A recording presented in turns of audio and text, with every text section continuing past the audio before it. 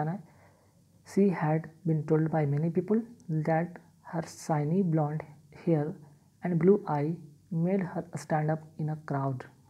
अब देखिएगा, चूँकि यहाँ पे हैड से पता चला कि ये पास्ट का ये सेंटेंस है, ठीक है, ये पास्ट का सेंटेंस है, पास्ट परफेक्ट का सेंटेंस है, और यहाँ भी आप देख रहे हैं कि पास्ट की ही बात की गई है।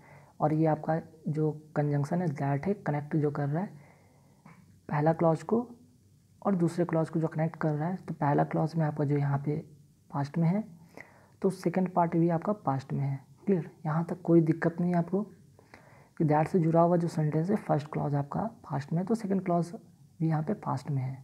अब यहाँ पे किस पार्ट में एरर हो सकता है, तो आपको हमेशा एरर आर्टिकल बेस्ड हो सकते हैं, वर्ब बेस्ड हो सकते हैं, ठीक, प्रीपोजिशन बेस्ड हो सकते हैं, नाउन बेस्ड हो सकते हैं, मीन्स की पार्ट ऑफ स्पीच बेस्ड हो सकते हैं, सब्जेक्ट वर्ब एग्रीमेंट्स बेस्ड हो सकते हैं, डायरेक्ट स्पीच से रिलेटेड हो सकते हैं, क्वेश्चन टैग से रिलेटेड एरर हो सकते हैं, कभी कभी वर्ड से रिलेटेड भी एरर होते हैं। जब इन सब चीज़ को देख ले भाई, सेंटेंस तो बिल्कुल सही है, कनेक्टिविटी भी बिल्कुल सही। अब यहाँ पे आपको एक ध्यान रखना होगा, कभी कभी आपको फ्रेजल वर्ब पे भी ध्यान रखना होगा, ठीक है, फ्रेजल, ठीक है, फ्रेजल वर्ब पर भी ध्यान रखना होगा।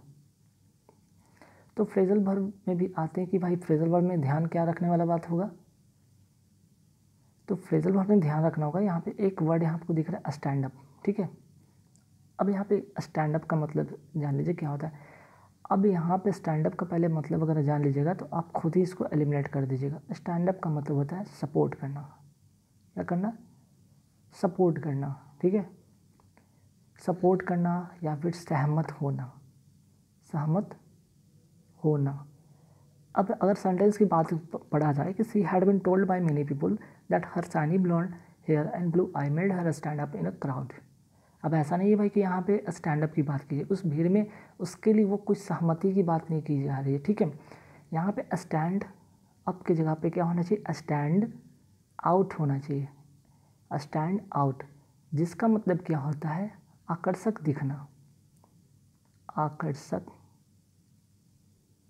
दिखाना, ठीक है, आकर्षक दिखाना, टू बी नोटिसेबली बेटर, ठीक, टू बी नोटिसेबली बेटर। तो यहाँ पे आपको सी वाले पार्ट में एरर है, ठीक है। स्टैंड अप की जगह पे क्या होना चाहिए, स्टैंड आउट।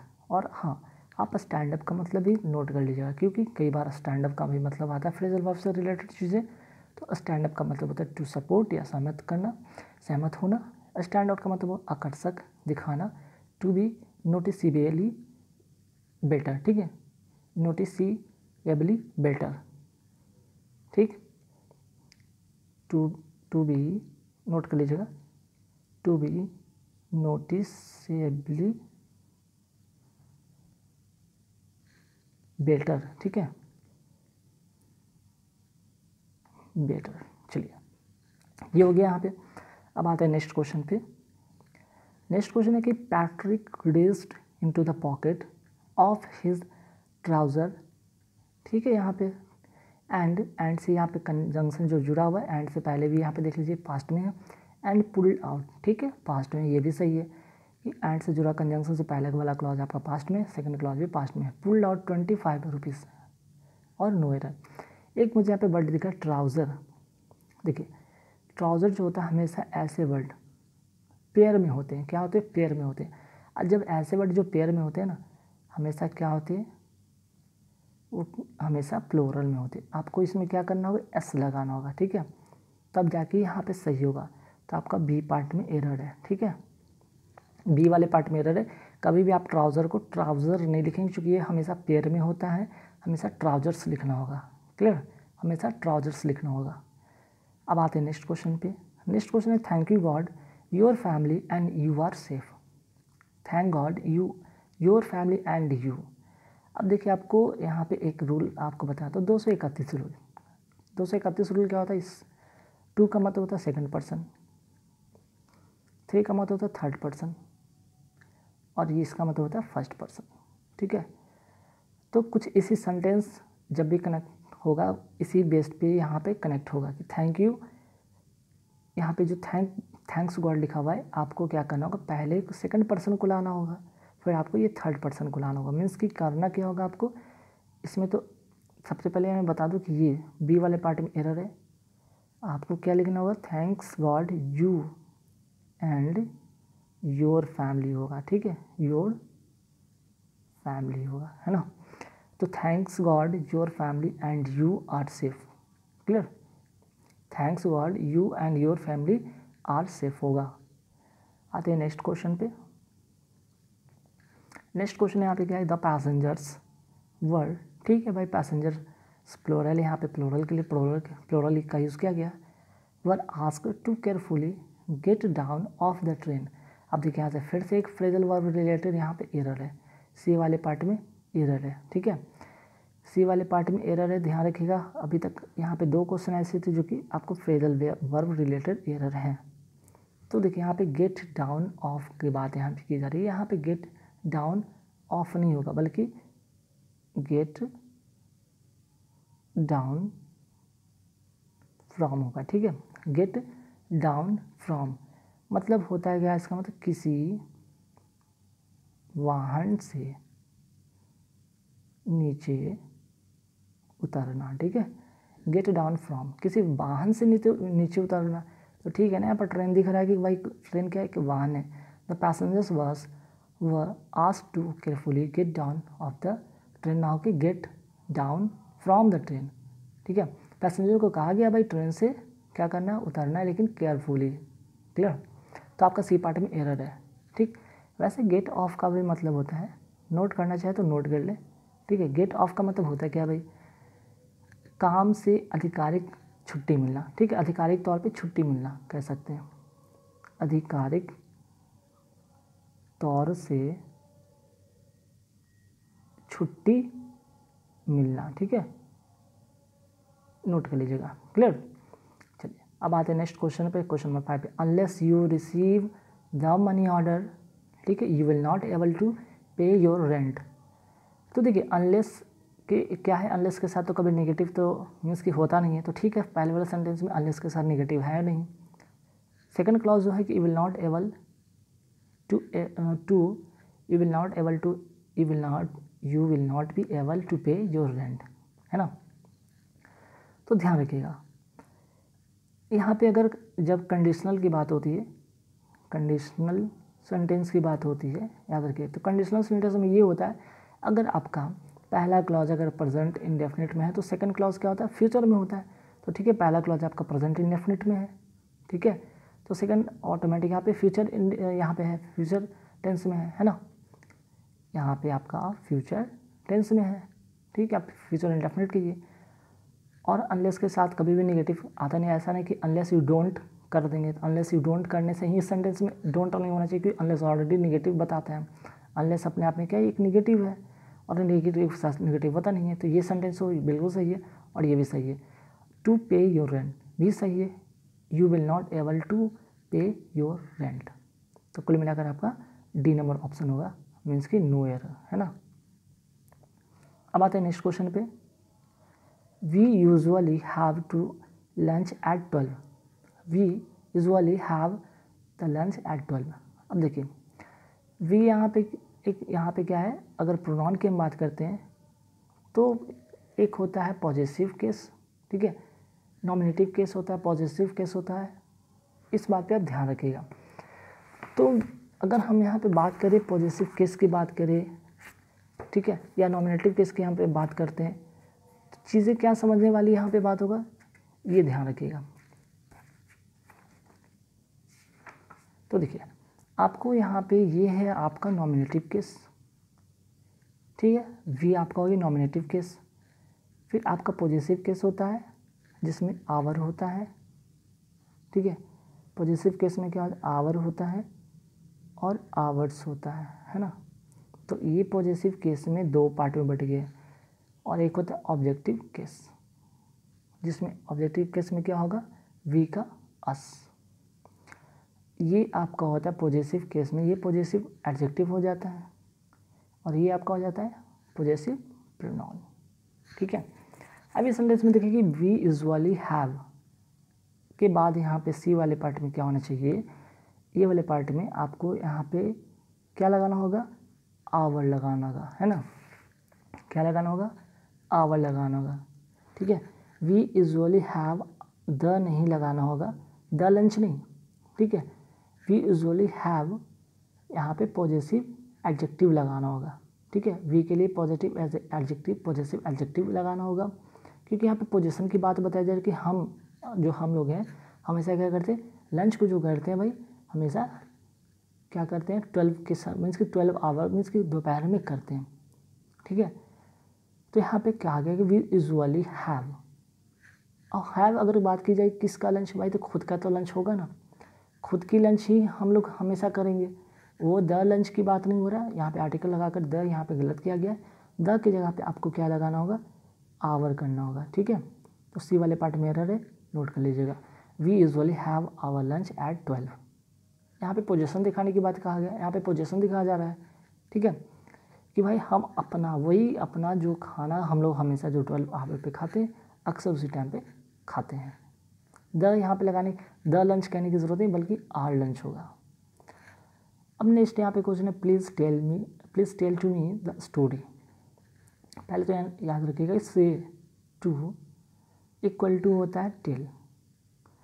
अब यहाँ पे देख लीजिए टेल टू नहीं होगा, ठीक है, टेल टू यहाँ पे नहीं होगा, बी वाले पार्ट में एरर है। आपको क्या करना होगा, या तो प्लीज़ से टू करना होगा या फिर आपको टेल लिखना होगा, दोनों में से कोई एक यहाँ पे यूज़ करना होगा, तब जाके आपका सेंटेंस सही होगा। Please tell me the story या please say to me the story, clear. भाई नेक्स्ट क्वेश्चन है कि he is not as stronger as his brother, है ना। तो ये क्वेश्चन काफ़ी इंपॉर्टेंट है, वेरी वेरी इंपॉर्टेंट क्वेश्चन में से एक है, ठीक है। इसका रूल भी जानना आपको ज़रूरी होगा। देखिए सबसे पहले आप अगर इसको समझ लेते हैं तो आप इसमें फाइंड आउट कर लेंगे भाई एरर कहाँ पे है।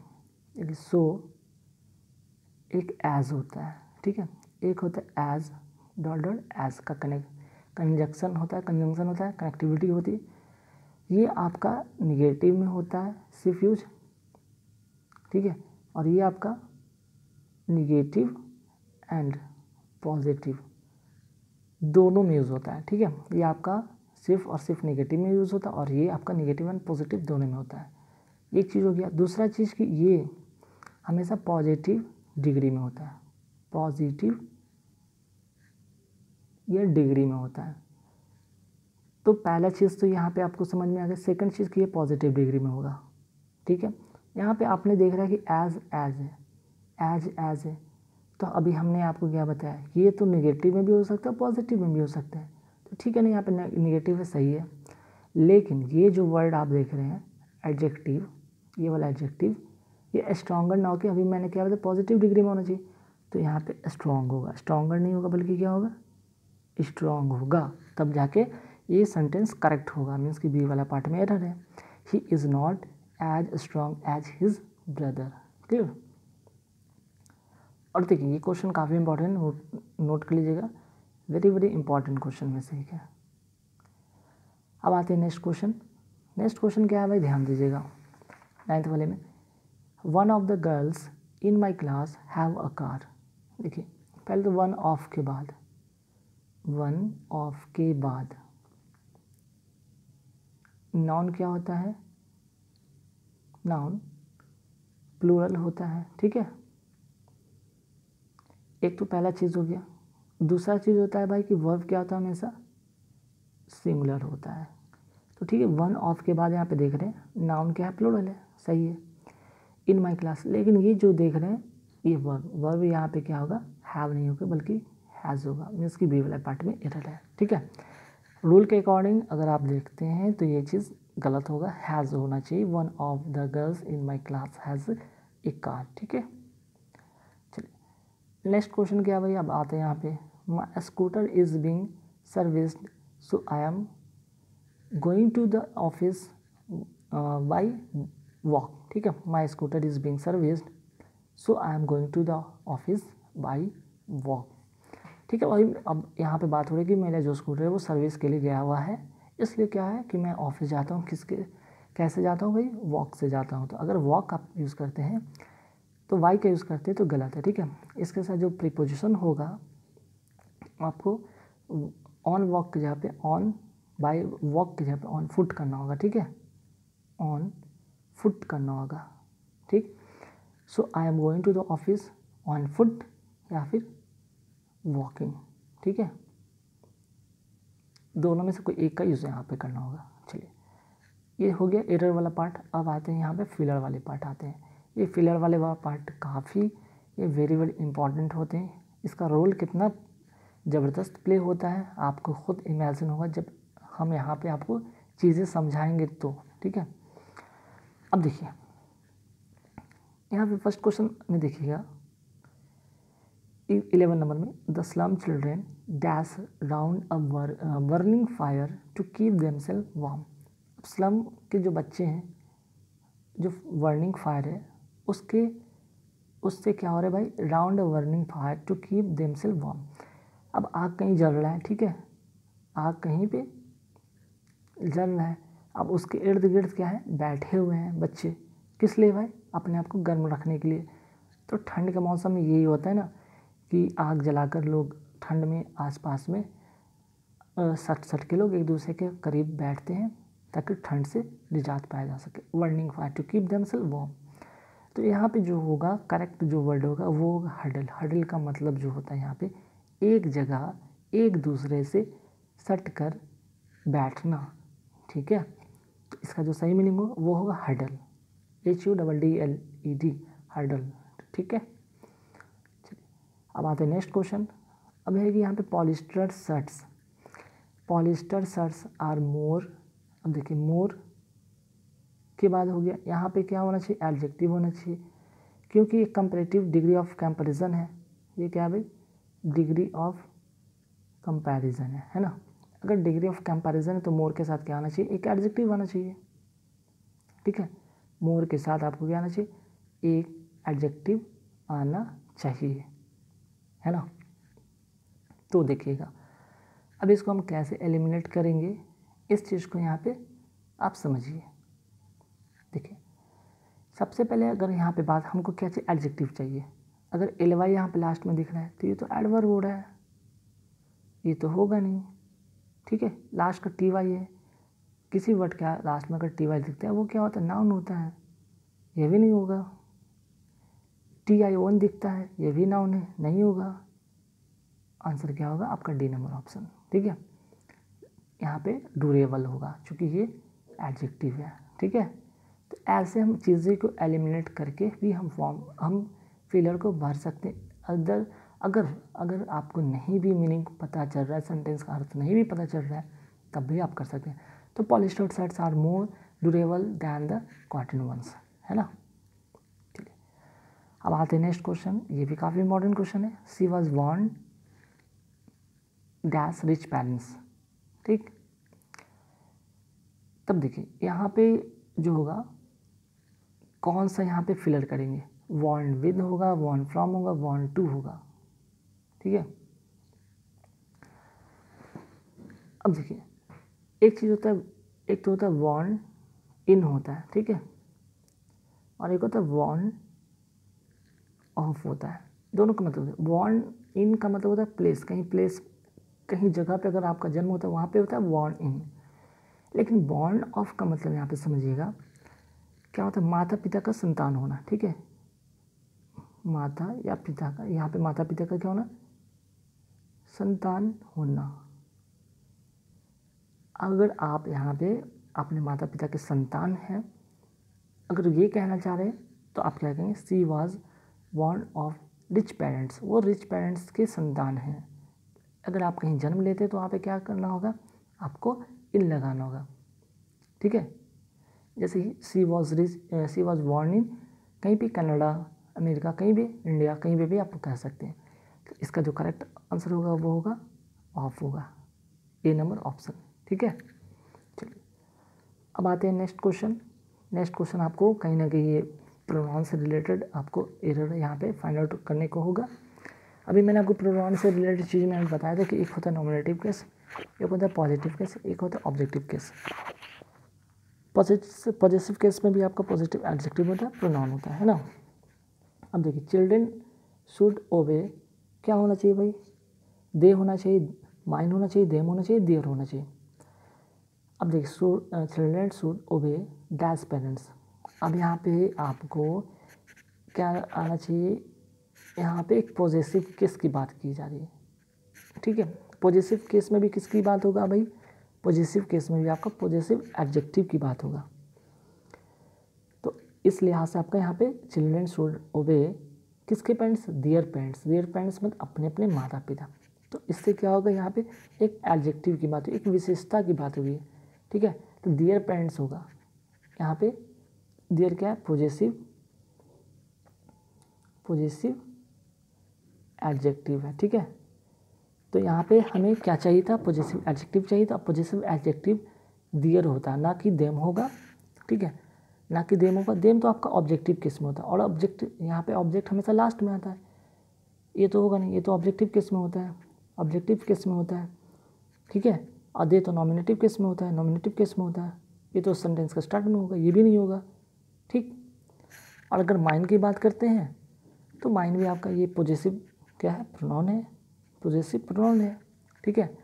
और ये पॉजेसिव प्रोनाउन आई का बनता है, तो ये भी बिल्कुल नहीं होगा। कुल मिलाकर आपका चिल्ड्रन शुड ओबे देयर पेरेंट्स होगा, ठीक है। चूँकि देखिए यहाँ पे ये भी प्लूरल है और प्लूरल के हिसाब से ये भी प्लूरल है, ठीक है। चलिए अब आते हैं next question. The child has been missing dash yesterday. Has been लगा हुआ है, हैज़ बीन लगा हुआ तो क्या है भाई, प्रेजेंट परफेक्ट कॉन्टिन्यूअस टेंस। इसका ये खासियत है कि हैज़ या हैव होगा, ठीक है, हैज़ या हैव होगा, बीन तो रहेगा ही, और यहाँ पे क्या होगा, सिंस या फॉर का यूज़ होगा। तो देखिए सिंस और फॉर का यूज़ होगा तो ठीक है भाई, सिंस और फॉर का यूज़ होगा, यहाँ पे भी सिंस पे भी है, यहाँ पे फॉर भी है, किसका यूज़ करें, तो यहाँ पे होगा आंसर डी, ठीक है। फॉर होता है हमेशा पॉइंट ऑफ टाइम के लिए, ठीक, पॉइंट ऑफ टाइम के लिए। सिंस किसके लिए होता है भाई, पीरियड ऑफ टाइम के लिए, ठीक है। इस तरह से हम यूज़ करते हैं पीरियड ऑफ टाइम के लिए यस्टरडे, और यहाँ पे अगर बात हो पॉइंट ऑफ टाइम के लिए तो फॉर का यूज़ करते हैं। तो यहाँ पे जो होगा सिंस होगा, ठीक ना। संडे हो गया, सैटरडे हो गया, मंडे हो गया, 1990 हो गया, इस तरह से। अगर 2 डेज़ की बात करें, 3 डेज़ की बात करें, तब हम यहाँ पे एक निश्चित पॉइंट होता है ना, 2 डेज़, 3 डेज़, 4 डेज़, तो हम क्या करते हैं भाई, यहाँ पे फॉर का लगाते हैं, फॉर 2 डेज़, फॉर 3 डेज़। अगर हम मंडे से बोलते हैं, या फिर अगर हम संडे, मंडे, ट्यूसडे इस तरह से कहीं पे यूज़ करते हैं, हम क्या करते हैं, वहाँ पे सिंस का यूज़ करते हैं, ठीक है। चलिए आगे बढ़ते सवाल पे। Next question, I don't like dash sugar in my coffee. क्या होगा, मेनी होगा, मच होगा, फ्यू होगा, फ्योर होगा। ये काफ़ी वेरी वेरी इंपॉर्टेंट है। सबसे पहले ये जाने की है क्या, फ्योर एक तो काउंटेबल है, फ्यू भी आपका काउंटेबल है, ठीक है। ये क्या है, काउंटेबल, ये भी काउंटेबल है, ये क्या है, अनकाउंटेबल है, और मेनी क्या है, ये काउंटेबल है ना। ये भी ये फ्यू क्या है, काउंटेबल है, फ्योर भी काउंटेबल है, मेनी क्या है, मेनी प्लूरल भी है और काउंटेबल भी है, और मच क्या है, ये भी आपका अनकाउंटेबल है ना। लेकिन ये काउंटेबल है और ये अनकाउंटेबल है, ध्यान रखिएगा, ये काउंटेबल है, ये अनकाउंटेबल है। शुगर क्या है भाई, अनकाउंटेबल है, तो अनकाउंटेबल के साथ क्या लगेगा, मच होगा, ठीक है। मेनी नहीं होगा, क्योंकि मेनी से हम लोग किसका यूज़ करते हैं, यहाँ पे काउंट किया जा सकता है, ठीक है। फ्यू का मतलब ये होता है काउंट करते हैं, फ्यूअर तो आपका कंपैरिजन नहीं, लेकिन सेंस का आपका तो काउंट का ही होगा। I don't like much sugar in my coffee, ठीक है। Next question, the board results are dash any moment. अब अक्सर आप लोग अगर स्टूडेंट है तो आप सभी को पता है कि भाई रिजल्ट का हम कभी भी क्या करते हैं, एक्सपेक्ट करते हैं। रिजल्ट कभी लॉन्च नहीं होता है, ठीक है, या कंपाइल या टैबलेट नहीं होता, बल्कि एक्सपेक्टेड की बात होती है कि भाई अब संभावना है कि कभी भी रिजल्ट डिक्लेयर हो जाएगा, ठीक है। चलिए नेक्स्ट क्वेश्चन है कि that there was no trace dash fingerprints. अब देखिए इसमें करेक्ट प्रीपोजिशन आपको बताना है, तो ट्रेस के साथ याद रखिएगा हम क्या यूज़ करते हैं, ऑफ प्रीपोजिशन की यूज़ करते हैं, सी नंबर ऑप्शन होगा। ट्रेस ऑफ, किसी चीज़ का जो भी हो पता करना, there was no trace of fingerprints, means के फिंगरप्रिंट्स का कुछ भी पता नहीं चल पाया था, है ना। अब आते हैं, अब इस वाले फिलर में क्या होगा, when ever you dash in town call मी। अब इससे क्या पता चलता भाई, एक तो सबसे पहले बताओ यू के साथ लगता क्या है, इस तो लगता नहीं, एम लगता नहीं, दोनों एलिमिनेट हो गया। अब या तो आर होगा या तो वर होगा। अब यहाँ पे बात कर रहा है, अगर सेंटेंस को ध्यान देते हैं कि when ever you dash in town call मी, जब तुम शहर में होगे तब कॉल करें, मतलब प्रेजेंट की बात कहा जा रहा है। जब तुम प्रेजेंट की यहाँ पे बात हो रही है कि भाई जब होगे तभी तो करेंगे, तो प्रेजेंट की बात हो रही है, पास्ट की बात नहीं है कि भाई जब थे तब नहीं, जब होगे तभी तो करोगे ना, तो प्रेजेंट की बात है। तो प्रेजेंट के लिए हम क्या यूज़ करते हैं, आर के यूज़ करते हैं। तो ए नंबर यहाँ पे ऑप्शन होगा।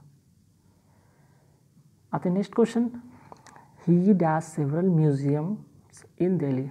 अब बताओ कि कोई भी म्यूज़ियम का क्या करता है, कई सारे म्यूज़ियम हैं दिल्ली में, तो कोई क्या करेगा भाई, लेफ्ट ऐड नहीं करेगा, ना मूव्ड ऐड करेगा, ना वेंट फॉरवर्ड करेगा, बल्कि विजिटेड नहीं करेगा। भाई म्यूज़ियम में क्या करते हैं, विजिट करने लोग करते हैं, विजिटिंग तो करते हैं ना जाकर। चलिए एक हो गया। अब आते हैं यहाँ पे साइनो की बात हो रही है, बेस्ट एक्सप्रेस, मीन्स साइनो या सिनोनिम जिसको कहते हैं समानार्थी वर्ड, है ना। इस पे आते हैं, तो ऐसे क्वेश्चन को हम क्या करेंगे, पहले तो देखो ऐसे क्वेश्चन के लिए आपको वर्ड पावर पे अच्छी पकड़ होना चाहिए, ठीक है। अब देखो यहाँ पे एक चीज़ यहाँ पे सुधारना, क्लैम लिखा गया, यहाँ पे काम होगा, ठीक है। काम मतलब शांत होता है।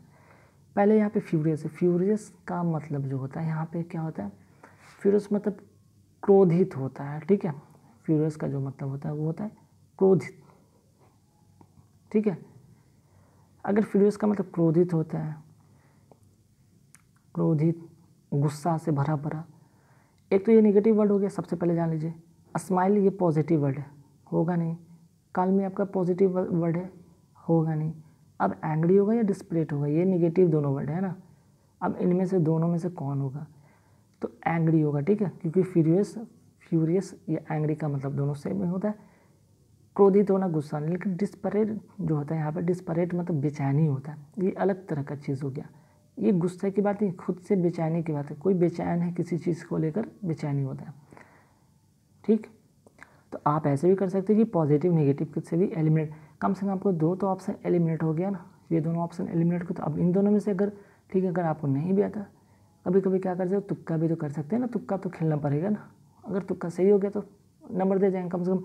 ये दोनों में से तुक्का, तो चार में से तुक्का लगाना मुश्किल हो सकता है, गेस करना मुश्किल हो सकता है, लेकिन दो में से गेस करना काफ़ी ईजी होता है। अगर आपके वर्ड पावर अच्छे तो फिर तो मुश्किल ही नहीं है ना। अब आते हैं मैनर्स पर आते हैं, ठीक है। मैनेज का मतलब होता है, एक वर्ड सिंपल है, मैनेज का मतलब कंट्रोल करना, ठीक है। सी नंबर ऑप्शन होगा, इसमें कोई खास लेंदी चीज़ नहीं है, ठीक है। अब आते हैं नेक्स्ट, ये क्वेश्चन थोड़ा इंपॉर्टेंट हो सकता है कि कन्वर्जन का मतलब क्या होगा। कन्वर्जन का मतलब होता है फिट होता है, ठीक है, मीन्स कि दौरा पड़ना। तो अक्सर ये होता है क्या है कि एक तरह का कह सकते हैं, डिजीज़ कह सकते हैं एक तरह का, ठीक है। अक्सर किसी को गर्मी के दिन में काफ़ी गर्मी होती है, तो उनको क्या होता है, फिट आ जाते हैं, चक्कर खा के लोग गिर जाते हैं, है ना। चक्कर खाकर गिर पड़ना, ठीक है। तो इसको कहते हैं दौरा पड़ना या फिट आना। आंसर होगा सी नंबर ऑप्शन, ठीक है, क्लियर। इसका मतलब ये होगा फिट। अच्छा, यहाँ पे कॉन्ट्रैप्शन और या कीज़ है, तो कीज़ का मतलब क्या होता है, रोकना होता है, कीज़ का मतलब रोकना, और कॉन्ट्रैप्शन का मतलब होता है मशीनरी या मशीन से संबंधित, ठीक है। चलिए अब आते हैं यहाँ पे, जो नेक्स्ट है यहाँ पे अपोजिट मीनिंग, ठीक है, जिसको कहेंगे एंटोनिम की बात करते हैं। आइए एंटोनिम भी देख लेते हैं क्या क्या होता है भाई। एंटोनिम, जस्ट का मतलब होता है खुशी या उत्साह के सेंस में होता है, ठीक है। तो देखिए ये पॉजिटिव सेंस है। गस्टो का मतलब ये भी होता है, इसका मतलब भी उत्साह होता है, ये भी पॉजिटिव है। जिल का मतलब भी उत्साह होता है। अब हो गए एन हैप्पीनेस और डिस जो होगा या डिसइंक्लिनेशन होगा। अब इन दोनों में से कौन सा होगा, तो ये तो होगा नहीं भाई, ये तो होगा नहीं। इसका मतलब तो उत्साह होता है ना, उत्साह होता है। तो इसका सही जो मीनिंग जो होगा वो क्या होगा, आप किसी चीज़ से बहुत उत्साहित हैं। उत्साहित कब होता है, उत्साहित कब लोग होते हैं, जब उसमें रुचि होता है, तभी लोग उस चीज़ को लेके उत्साहित होते हैं। तो आंसर जो होगा आपका इसका 24 का वो होगा डी नंबर। इसका मतलब होता है अरुचि, आपको उसमें रुचि नहीं है, इच्छा नहीं है, उत्साह नहीं है, ठीक है। अरुचि जिसमें कि आपको इच्छा नहीं है, ठीक है। अनहैप्पीनेस नहीं होगा, हैप्पीनेस अलग चीज़ होगी, ठीक है। चलो नेक्स्ट है बर्थ। बर्थ का मतलब यहाँ पे क्या होगा, बर्थ का मतलब सभी को पता है भाई, बर्थ का मतलब जन्म लेना, तो डेथ का मतलब मृत्यु होगा। सिंपल सी बात है, ठीक है। और रिसरेक्शन का मतलब यहाँ पे अगर जाना चाहें तो नोट कर सकते हैं, पुनर्जीवन होता है, पुनर्जीवन, ठीक है। अब आते हैं नेक्स्ट 26 पे। 26 का क्या होगा भाई, कंजिक्यूटिव। कंजिक्यूटिव का मतलब होता है लगातार, कंटिन्यू होता है, जिसका मतलब कहते हैं। तो इसका जो अपोजिट होगा वो क्या होगा, डिसकंटिन्यूअस, ठीक है। डिसकंटिन्यूअस इसका होगा। चलिए अब आते हैं हम लोग इडियम फ्रेज पर आते हैं, काफ़ी इंपॉर्टेंट, वेरी वेरी इंपॉर्टेंट, ये भी कई बार एग्जाम में ये पूछे जाते हैं। अब देखिए क्वेश्चन ये है कि ही turn a deaf year, turn a deaf year, ये अपने आप में क्या, एक इसका मीनिंग आपको बताना है, जो अंडरलाइन किया गया इसका अर्थ बताना है। He turn a deaf ear to my advice. तो टर्न अ डीफ ईयर का मतलब क्या होता है कि इग्नोर करना, ठीक है। इसका मतलब क्या होता है, इग्नोर करना। ऐसा नहीं कि आप ध्यान नहीं दे रहे, आप सुन रहे हैं चीज़ों को, आप सुन रहे हैं लेकिन इग्नोर कर रहे हैं। तो जो इसका जो सही होगा, करेक्ट जो आंसर होगा 27 का, वो होगा आपका बी, डिसरिगार्डेड, ठीक है। ऐसा नहीं कि डिड नॉट हियर, नहीं, आप कहीं किसी दूसरे जगह से कोई साउंड आ रहा है उसको सुन रहे हैं, ऐसा नहीं है, वहाँ पे हियर की बात नहीं, बल्कि इग्नोर की बात। और इग्नोर करना मतलब डिसरिगार्डेड करना, ठीक है। ही डिसरिगार्डेड टू माई एडवाइस। तो आप ऐसे कैसे, D turn a deaf ear का मतलब होता है इग्नोर करना, ठीक है। अब आते हैं नेक्स्ट क्वेश्चन, काफ़ी ये भी इंपॉर्टेंट है। The plane took off at 16 hours. Took off मतलब, टुक ऑफ या टेक ऑफ होना मतलब कि क्या है, ज़मीन को छोड़ देना और हवा में उड़ जाना, यही तो होगा ना, लेफ्ट द ग्राउंड होगा, ठीक है। ब्रोक इनटू पीसेस, भाई टुकड़े टुकड़े क्यों हो जाएगा, ऐसा तो बहुत शुभ हो जाएगा। रन डाउन बोलिए या रन डाउन बोलिए, तो रन डाउन का बहुत ही कई बार ये आता है क्वेश्चन। रन डाउन का मीनिंग आप जरूर नोट कीजिए, ठीक है। रन डाउन का मतलब होता है कुचलना, कुचलना। तो वाहन से अगर बात होगा तो वहाँ पे कुचलना का सेंस होगा, और भी मीनिंग होता है इसका। रन डाउन का मतलब होता है आलोचना भी करना होता है, ठीक है। आलोचना या क्रिटिसाइज करना, आलोचना करना या क्रिटिसाइज करना, ठीक। या फिर कमज़ोर पड़ना भी होता है, कमज़ोर पड़ना। तो तीनों में से किसी भी चीज़ का हो सकता है, कुचलना हो सकता है, क्रिटिसाइज करना हो सकता है, कमज़ोर पड़ना हो सकता है ना। आंसर होगा बी नंबर ऑप्शन। चलिए आते 29 में देखते क्या है भाई, यहाँ पे we have gone through many hardship. तो यहाँ पे गॉन थ्रू का मतलब बताना है, ठीक है। इसके पहले वाले में हमको यहाँ पे अंडरलाइन किया होगा, टेक ऑफ मैंने बता दिया था, अब है यहाँ पे गो थ्रू या गॉन थ्रू कहेंगे, ठीक है। तो देखिए गो थ्रू या गॉन थ्रू का मतलब यहाँ पे जो होगा वो होगा किसी दौर से गुजरना, ठीक है, किसी दौर से गुजरना। अब वो हमेशा क्या होता है कि जब वर्ज कंडीशन होता है तब आदमी वो बुरी स्थिति से गुजरता है, ठीक है, तब हम क्या कहेंगे, उसको सफ़र्ड कहेंगे, ठीक है। डी नंबर ऑप्शन होगा we have gone through many hardship. हम लोग कई सारी कठिनाइयों से हम लोग क्या किए, गुजर चुके हैं। We have gone through many hardship, we have suffered many hardship, ठीक। अब आते हैं नेक्स्ट क्या है, सेंटेंस इम्प्रूवमेंट है। सेंटेंस इम्प्रूवमेंट, और देखिए सेंटेंस जो इम्प्रूवमेंट की बात होती है ना, ये कहीं ना कहीं आपकी एक तरह से एरर भी आपको इसमें बन जाते हैं, है ना। रूल्स भी बहुत सारे इसमें होते हैं। तो ध्यान देने वाली बात है कि ये काफ़ी इंपॉर्टेंट क्वेश्चन हो सकता है आप सबके लिए। देखिए, ही कैरिड ऑल हिज लगेजेस, यहाँ पे अंडरलाइन जो किया इसका मतलब आपको बताने कि भाई क्या होगा, ये सही करना यहाँ पे होगा या नहीं करना होगा। ये जो अंडरलाइन वाले पार्ट है, क्या इसमें सुधार करने की ज़रूरत है या नहीं करने की ज़रूरत है। तो अब यहाँ पे सुनिएगा, कभी भी यहाँ पे जो आप देख रहे हैं लगेज या लगेजेस, ठीक, तो सबसे पहले आपको यहाँ पे मैं बता दूँ, कुछ ऐसे वर्ड होते हैं जिसका कभी भी प्लूरल नहीं बनाया जाता है, ठीक है। आंसर होगा लगेज, कभी भी लगेज का लगेजेस हम लोग नहीं करते हैं, ठीक है। कभी भी हम लोग लगेज का क्या करते हैं, लगेजेस नहीं करते हैं। एक बात आप नोट कर लीजिएगा, ठीक है। वैसे बहुत सारे वर्ड होते हैं, तो बहुत सारे वर्ड अगर जानना है तो हमारे चैनल पे, हमारे वीडियो के प्लेलिस्ट में जाइए इंग्लिश का, उसमें आपको सब्जेक्ट वर्ब एग्रीमेंट से रिलेटेड वीडियो मिल जाएंगे, जहाँ से इसकी डीप नॉलेज आप ले सकते हैं, ठीक है। चलिए, ये तो हो गया। अब आते हैं next, man like Mahatma Gandhi and Abraham Lincoln do great deeds because of their strength of character. बात हो रहा है महात्मा गांधी की, बात हुई है महात्मा गांधी जैसे व्यक्ति का या अब्राहम लिंकन जैसे व्यक्ति का। वो किस लिए भाई जाने जाते थे, स्ट्रेंथ ऑफ कैरेक्टर, अपने स्ट्रेंथ ऑफ कैरेक्टर के कारण वो क्या हुए, बहुत ही फेमस हुए अपने काम को लेकर, अपने स्ट्रेंथ ऑफ कैरेक्टर को लेकर काफ़ी फेमस हुए, है ना, काफ़ी चर्चित हैं, काफ़ी जाने जाते हैं।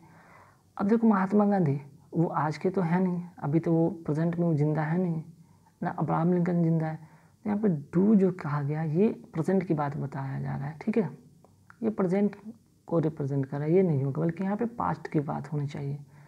तो पास्ट के लिए हमें क्या करना होगा, डू का डिड करना होगा। तो डिड किस में है, बी नंबर ऑप्शन में, टिक करें, आंसर आपके हाथ में होगा, है ना। चलो, ये तो बात हो गया। अब आते हैं 32 में, his Elder brother is looking for की जगह पे क्या होगा, लुक फॉर मतलब देखभाल भी करना होता है ना, लुक फॉर मतलब देखभाल भी करना होता है, और या फिर किसी के जैसा दिखना। तो हिज एल्डर ब्रदर इज क्या हो गया यहाँ पे, लुकिंग, यहाँ पे लुकिंग फॉर हिम होगा, या फिर यहाँ पे और क्या हो सकता है। तो यहाँ पे आपका जो होगा हिज एल्डर ब्रदर इज, चूँकि इससे आपको पता चल रहा है कि प्रेजेंट में है, तो आप यहाँ पे लुक्स लगाए कि his Elder brother is looks for him. Look for का मतलब ही होता है भाई, लुक फॉर का मतलब ही होता है देखभाल, है ना। चलिए आगे आते हैं, she is solve any sum of so far, ये वेरी वेरी इंपॉर्टेंट क्वेश्चन में से एक है। He is solve any sum so far. अब देखो यहाँ पे एक कौन सा यहाँ पे एक चीज़ है, एक कौन सा ऐसा ट्रिक है जिसको एक सेकंड में, एक झटके में देखते आप आंसर कर दोगे, है ना। इस चीज़ को यहाँ पे कैसे करेंगे, देख लो। जब यहाँ पे एक वर्ड आपको दिखा सो फार, ठीक है, आपको दिखा यहाँ पे सो फार। अब यहाँ पे क्या करो, जहाँ पे सो फार दिखे, सो फार के साथ जो होगा, इसके साथ जो वर्ब होगा, ठीक है, वो क्या होगा भाई, प्रेजेंट परफेक्ट में होगा, प्रेजेंट परफेक्ट में होगा, ठीक है। इसके साथ जो वर्ब होगा क्या होगा, प्रेजेंट परफेक्ट में होगा। तो भाई ये तो होगा नहीं, अब इन दोनों में ए होगा कि बी होगा, ये तो समस्या, ये तो होगा नहीं, है ना, ये तो एलिमिनेट हो गया। अब देखो ही के साथ क्या लगता है, ही के साथ हैज़ लगता है, तो जाहिर सी बात है कि ए नंबर ऑप्शन होगा, ठीक है। चलो 33 हो गया। अब आते हैं 34 पे। एक चीज़ जान लो कि एक तो पहले यहाँ पे नोट कर लो, यूनिवर्सल जो ट्रुथ होता है ना, वो हमेशा क्या होता है, प्रेजेंट में होता है, प्रेजेंट इंडेफिनिट में होता है, ठीक है। यूनिवर्सल ट्रुथ हमेशा प्रेजेंट इंडेफिनिट में होता है। जैसे यहाँ पे देख लीजिए, sound sleep was the prime necessity of health, was लगाया गलत, हमें क्या चाहिए, इज़ होना चाहिए, is the prime necessity of health, ठीक है। Sound sleep is the prime necessity of the health, clear. Primary नहीं होगा बल्कि प्राइम नेसेसिटी हम लोग कहते हैं, ठीक है। प्राइम नेसेसिटी का मतलब तो सबसे महत्वपूर्ण ज़रूरत की चीज़ें जो होती है उसके बारे में बात हो रही है। चलिए ये हो गया। अब आते हैं हम लोग क्या करेंगे, अब देखेंगे one word substitution. One word substitution काफ़ी इंपॉर्टेंट होता है एग्जाम पॉइंट ऑफ व्यू से। यहाँ पे क्या है, the curved path of planet. Curved path of planet, planet का जो कर्व पाथ को हम क्या कहते हैं, है ना, इसको जो कहते हैं वो इसका आंसर होगा बी नंबर ऑप्शन, ऑर्बिट कहते हैं कर्व पाथ को, क्लियर। अब आते हैं नेक्स्ट 36 में, a remedy for all ills. सभी बीमारी से छुटकारा पाना का कोई रामबाण, जिसको हम कहते हैं रामबाण, इसलिए कहते हैं पैनेसिया, इसका आंसर होगा पैनेसिया, ठीक है। नेक्स्ट है happening once a year. Happening once a year का यहाँ पे क्या होगा 37 में, तो आंसर होगा एनुअल, ठीक है, annual, happening once a year. अब यहाँ पे एक चीज़, इसका बेनियल मतलब जान लीजिए, है ना, बेनियल का भी आप यहाँ पे इसका मीनिंग जान लीजिए कि इसका क्या होता है, ठीक। तो क्या मैं कह रहा था कि बेनियल का मतलब होता है यहाँ पे 2 साल में एक बार, ठीक है, 2 साल में एक बार, तब इसको कहते हैं बेनियल। यहाँ पे बात होता है हैपनिंग वंस इन ईयर, तो इसका तो आंसर होगा एनुअल, साल में एक बार, लेकिन 2 साल में एक बार, तो बेनियल। अच्छा, बाइसेंटेनरी का क्या होगा, बाइसेंटेनरी का होगा मीन्स कि 200वां साल, बाइसेंटेनरी, ठीक है। पहले तो सेंटेनरी का मतलब जान लीजिए, सेंटेनरी का हम यहाँ पे नोट कर लीजिएगा, ये होगा आपका 100 वर्ष पूरे होने पर होता है, ठीक है। 100 वर्ष जब पूरे होते हैं, 100 वर्ष पूरे होने का समारोह होता है ना, कोई सेरेमनी होता है 100 वर्ष पूरे होने पर, तब होते हैं सेंटेनरी कहते हैं। लेकिन बाई सेंटेनरी, बाई आगे लग गया मीन्स कि इसका मतलब 2 का मतलब 200वां साल, जब 200वां साल होता है तब इसको कहते हैं बाई सेंटेनरी, ठीक है, ये चीज़ हो गया। चलिए अब आते हैं नेक्स्ट पे कि वन हु डिज़ाइन बिल्डिंग। अब बिल्डिंग की डिज़ाइन कौन करता है भाई, सिंपल सा बात है, अगर आपने बचपन से पढ़ा हो तो आर्किटेक्ट करता है भाई, बिल्डिंग बनाता है, बिल्डर तो नहीं बनाता है ना मैसन बनाता है, ना ही इंजीनियर बनाता है, ठीक है। और यहाँ पे देखते हैं next question, the life story of a person written by himself. Life story written by himself, जब खुद की जीवनी लिखा जाता है उसे कहते हैं ऑटोबायोग्राफी, ठीक है, तो आंसर होगा ए। लेकिन जब दूसरे की जीवनी लिखा जाता है, दूसरे की जीवनी लिखा जाता है तो क्या कहते हैं उसे, बायोग्राफी। कैलीग्राफी किसको कहते हैं, हस्तलिपि को, जो हाथ से लिखा जाता है ना, हस्तलिपि को। और स्टेनोग्राफी को कहते हैं आशुलिपि, आशुलिपि,